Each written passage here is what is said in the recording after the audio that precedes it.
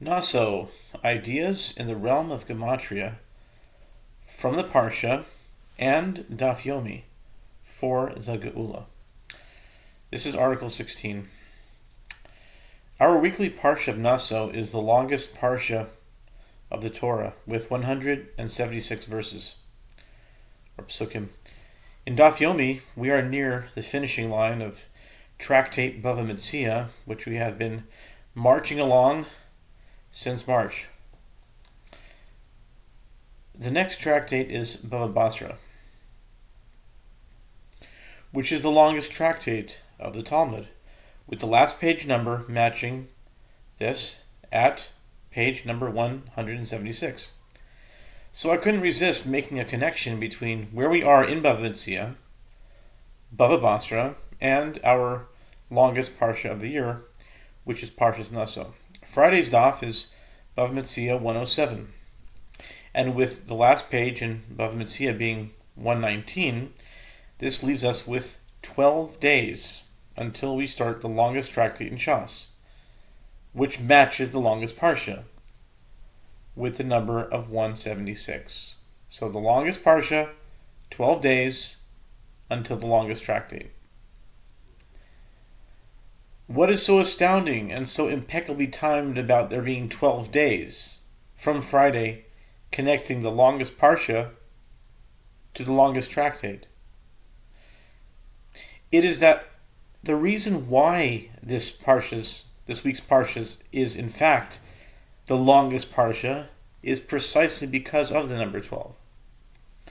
The 12 Nesiim, the leaders of each tribe, made specific offerings of various animal sacrifices and other items, such as a bowl of silver and a spoon of gold. The items of the complete gifts and sacrifices of all the 12 tribe leaders were exactly the same, and yet the Torah records this 12 individual times. And this is precisely what makes this the longest Parsha of the year.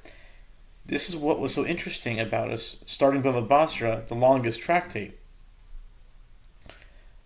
12 days from when we read the longest Parsha of the Torah. Going back to Daf 106 in Bava Metzia, also this week, which actually the ideas of 107 are connected to this Mishnah, there's also a very nice 3-point connection between the Mishnah, our weekly Parsha, and Shavuos, which happened this week with the idea of barley. The Mishnah on Daf 106b says, "Hamakabel sadeh mechavero izara seorim lo yizra ena chitim yizra ena seorim."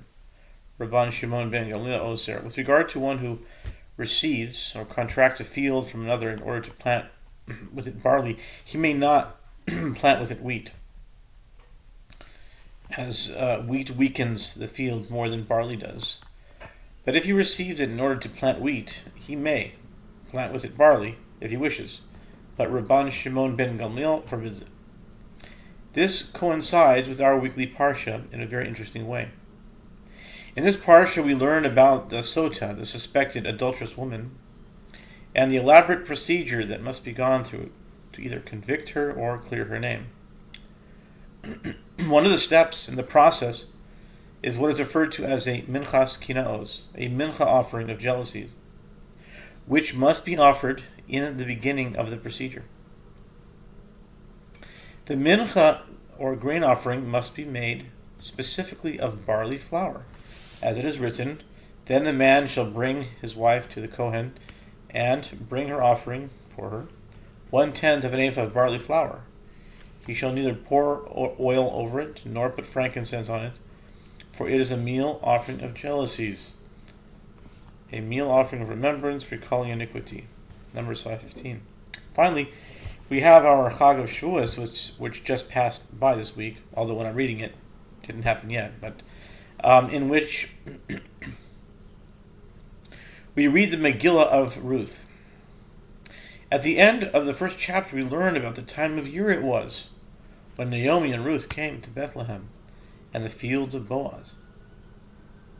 So Naomi returned, and Ruth the Moabitess, her daughter-in-law, with her, who returned from the fields of Moab, and they came to Bethlehem at the beginning of the barley harvest. Ruth 1:22.